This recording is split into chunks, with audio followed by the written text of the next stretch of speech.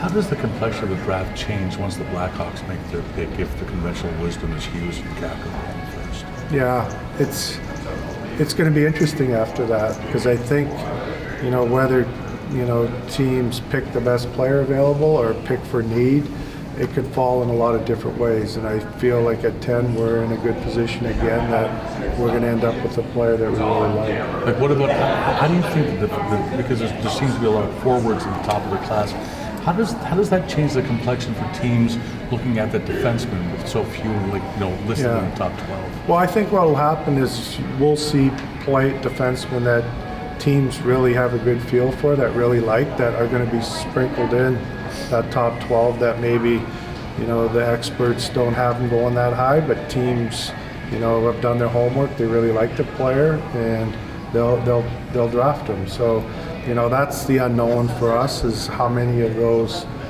type scenarios occur but we're in a spot where there's enough good players where we're going to end up with a good player at 10.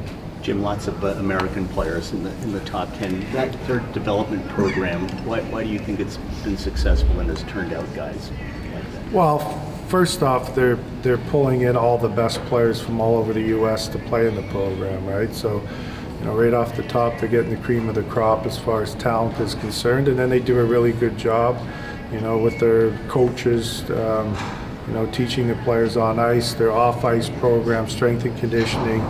It's been a real good development model that Jim Johansson started there, and it's shown to be successful through the years. How do you measure, a guy, if they're all playing, great guys are playing with each other, how do you kind of weigh that are they just get good because they're playing with other good players, or are they good because of... No, well, that's the tough part, because with that team, their power play, every one of those guys could end up going in the top 15, all 5 of them, right? They're all really good players. So, but I think we look at players individually, and the things that they're capable of doing. And but I expect that, they're going to have a lot of guys drafted in the first round and a lot of guys high. Jim, with your RFAs, will Granlund and Goldobin get qualified?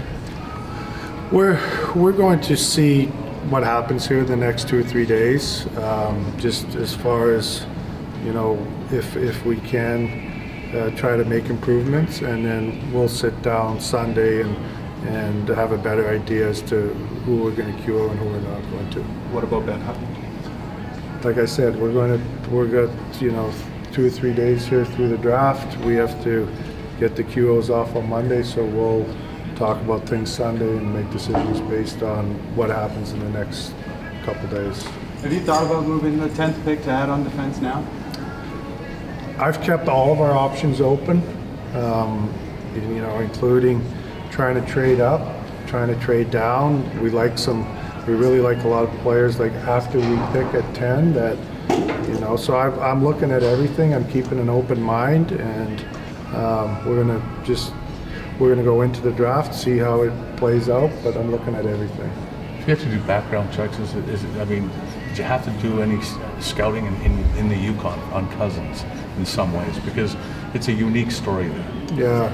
Yeah, he's, we seen him play enough during the course of the year, through his interview, so we didn't have to dig too deep on him. He's an excellent player, he's a great kid, so we didn't have to do anything extra. I was kind of joking, but you don't have to make any scouting trips up to the Yukon, I guess. No, we could. I see him play 3 times in Seattle, Everett, and Vancouver, and you don't have to go far to be able to see him play. Jim, you had mentioned a few times that you were planning to reach out to Louis Eriksson to get to the sort of bottom of the comments that he had made. Have you ever been able? I've been so busy, to be quite honest with you, Jeff, that I've tried calling a couple times. I haven't. He hasn't got back to me, and I haven't followed up with it because I've been busy getting ready for the draft and then free agency. Have you spoken to his agent about it? Yeah, I spoke to his agent about it, JP Barry. We've talked about it, but I haven't made contact with Louis. You mentioned the combine interviews. We talked about Cousins. Did that actually change any of your rankings with you and your scouting team? No, I think the combine for us is just another way to get to know the players better. We watch them play all season long. It's a way for us to, get to spend some time with them, get to know them better, as the physical testing is. These are, now, these are decisions that we want to, make the right decisions. They're tough decisions. So we try to find out everything we can about players before we draft them, so there's no surprises after. Does getting Edler done, does that change your mindset at all heading into the draft? Do you want to fill that back end at all? Well, no, because we're still, all along we were hoping to get Edler done, and we still would like to try to improve our back end if we can. So, it happened now, so it's good for us going into free agency and stuff, but all along we were kind of hoping that was something that would get done. Jim Oligulev's been skating for a couple of weeks now. Do you have an update on him? No, he's going through his physical therapy. He's right on schedule. Like you said, he's been skating. Everything's been good that way. And he should be ready to go for training camp. How does his injury factor into the sort of decision to keep Edler around? Well, I don't, he's had some tough luck with injuries this last year, and he was playing really good for us in Utica, but then ended up playing 18 games and missing the rest of the season. So, he's going to have to get back on the ice and get up and going, but we're hoping that at some point this year he's going to be ready to play NHL games for Plan us. you had last year, which is playing in the second half, essentially Yeah. plan now next year that he'll get. I think so, depending on how he looks at camp, if he comes in and he looks really good and deserves to be on the team, we'll make a spot for him and he'll be on the team. Yeah, it's going to be how he performs at training camp. That'll be up to him. Seattle's still a few years away from inevitability. But the fact that they have a presence here and the Pacific Northwest being represented, what does that mean? Does it register with maybe a team like the Canucks in that Yeah, I sense? think it does because, they're going to be our closest team. They'll be our biggest, our rival per se. And so, from other perspectives too, I talked to some other general managers. We have this rookie tournament in Penticton every year that we're hoping to revive and stuff, and hopefully they'll be part of that process of getting that tournament back up and going again. So I think it's exciting for our fan base that they're joining the league, and it should be a great franchise in Seattle. It's a good hockey town, so it should be fun. You ever talked to Quinn about Jack? I know you Yeah. don't figure on drafting Jack, but Yeah, we know, I've spent a lot of time, last year when we drafted Quinn, Jack was in the room, right? He was after he got drafted. So we spent a lot of time with Jack last year, and, we spent a lot of time with him this year. And so he's a confident kid. He's a great player. I don't expect it to be there at 10. Quinn hasn't been.